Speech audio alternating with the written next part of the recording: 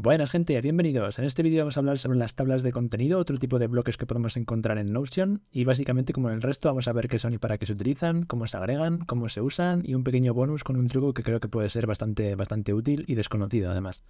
En este caso, pues bien, las tablas de contenido son, por así decirlo, los típicos índices que podemos encontrar en cualquier tipo de PDF, de Word, etcétera, en el cual tenemos enlace a los distintos apartados de una página o de un documento, ¿de acuerdo? Entonces, se utilizan especialmente en documentos largos, como os pongo por aquí, o complicados, para tener una vista general de su estructura y también para poder desplazarnos entre distintas secciones del documento, ¿vale? Aquí no vamos a poder verlo en todo su esplendor, pero bueno, básicamente que veáis que esto sería un ejemplo de tabla de contenido y que básicamente lo que nos permitiría pues sería ir de un lugar a otro de la tabla, aunque ahora especificaremos cómo funcionan, ¿vale? Bien, en cuanto a cómo se agregan, pues como el resto de bloques tenemos que poner aquí table, lo que pasa es que como ya existen otro tipo de tablas, pues tendremos que tener cuidado de no clicar en la que no es y ir directamente a la tabla table of contents, ¿vale?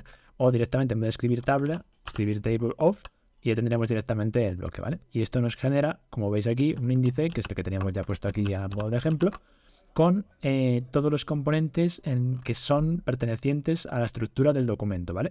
En este caso, ¿qué utiliza Notion para decidir cuáles pertenecen y no a la estructura del índice?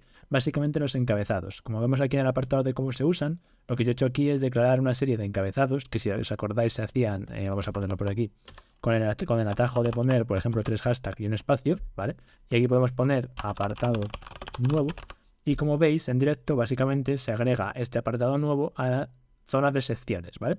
Y básicamente el nivel de indexación va a hacer referencia a si es un header 1, es decir, un índice 1, índice 2 o índice 3. Es decir, este como ha sido un H3, un heading 3, básicamente nos lo va a poner en el apartado de indexación 3. Si aquí en vez de esto simplemente ponemos, por ejemplo, un heading y ponemos, por ejemplo, heading 1 para que lo veáis, nos lo va a poner dentro de un bloque aparte porque es un encabezado 1. Al contrario que este, que era un encabezado 3 y nos lo ha metido dentro del encabezado 2 de arriba y el encabezado 1 de aquí, ¿vale?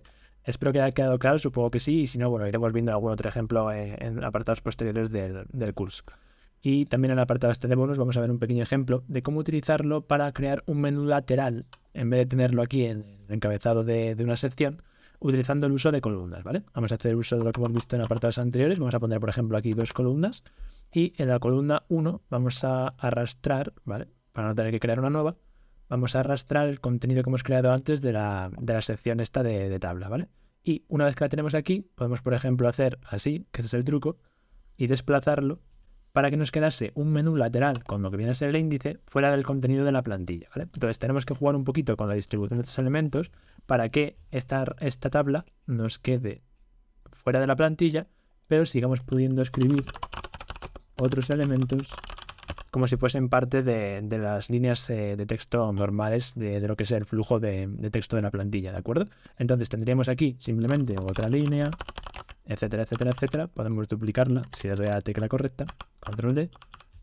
Y esto no interactuaría con el apartado que tenemos aquí de la sección. Entonces, este apartado básicamente de bonus, lo que quiero haceros entender es como combinándolo con el uso de columnas, podemos hacer una sección lateral fuera de lo que es el flujo de la plantilla con nuestra sección de contenidos, ¿de acuerdo?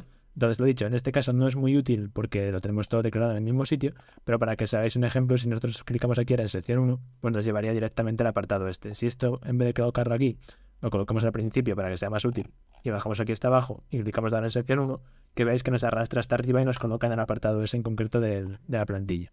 Y nada, poquito más por aquí, espero que os haya sido útil, nos vemos en el siguiente vídeo.